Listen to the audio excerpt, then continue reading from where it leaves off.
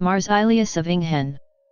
Marsilius of Inghen was a medieval Dutch scholastic philosopher who studied with Albert of Saxony and Nicole Oresme under Jean Buridan. He was Magister at the University of Paris as well as at the University of Heidelberg from 1386 to 1396. He was born near Nijmegen. Details about his family and early life are not well known, the first known date of his biography being September 27, 1362. On that day he gave his Magister Artium lecture at the University of Paris.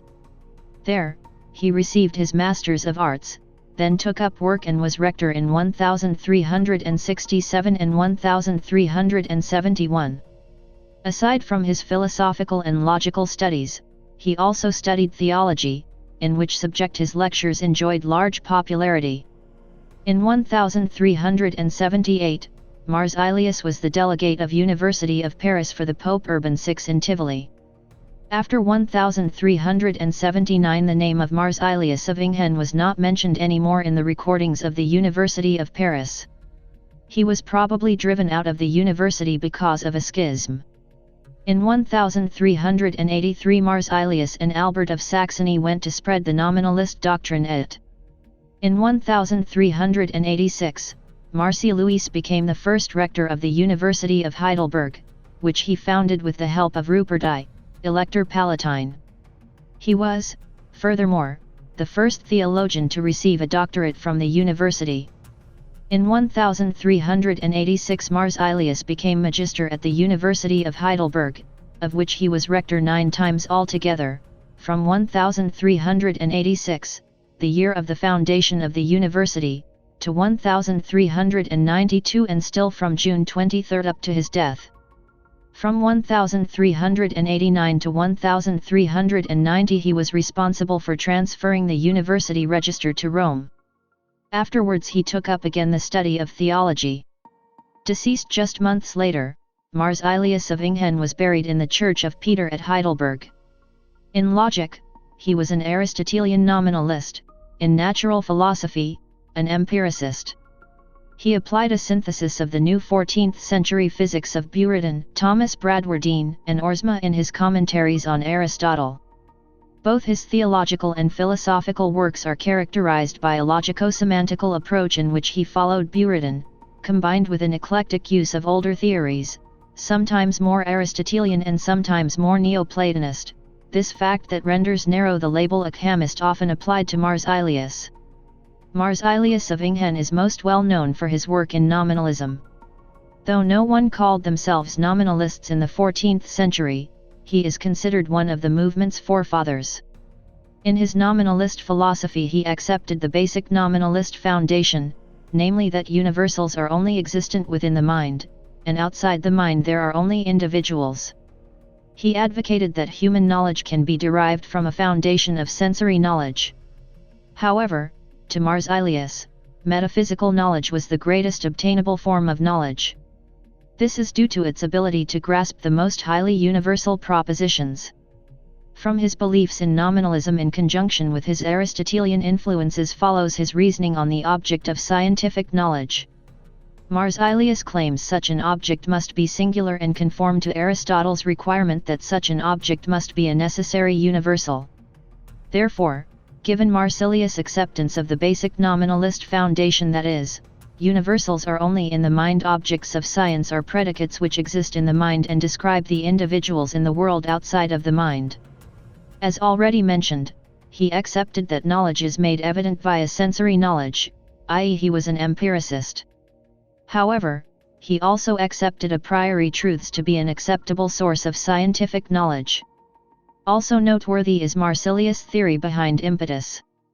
Following in the footsteps of Buridan, Marsilius rejected the Aristotelian theory and claimed that such forces are the transfer of some property from that which did the affecting into the affected object. In his Questions on the 8 books of the Physics, Marsilius cites ancient experiments with the clepsydra as proof that nature abhors a vacuum. Marsilius began studies of theology at the University of Paris in 1366, though, the majority of his theological study took place during his time at the University of Heidelberg. His overall theological philosophy was influenced by Adam Wadham, Gregory of Rimini, Thomas Aquinas, and Bonaventure. However, he does not wholly follow their thinking and holds original ideas in the subject.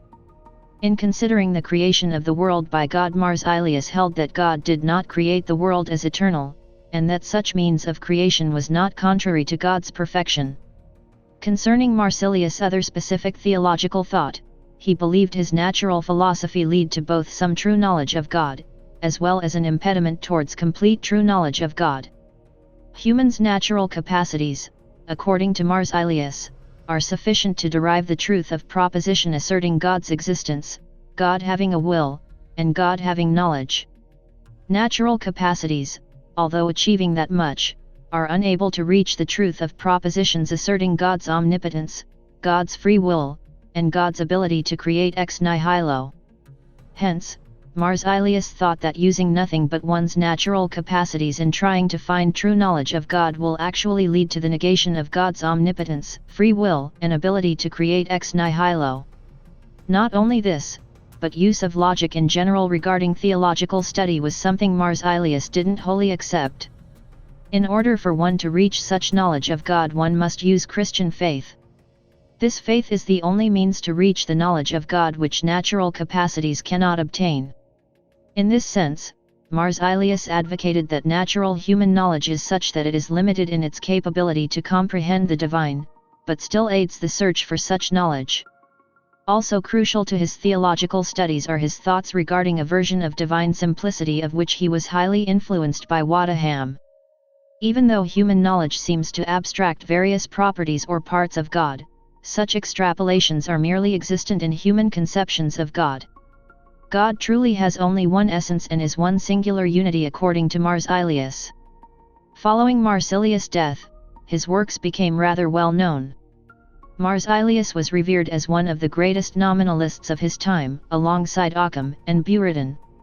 His extensive questions and commentaries on Aristotle became textbooks for students throughout various universities. Moreover, his theology became widely read and influential in Spanish theology. He was influential on Central European philosophy of later centuries, both through his own philosophy and by the way he stimulated reform of university programs. In the 16th century there were still references to a Marsilian way in logic and physics.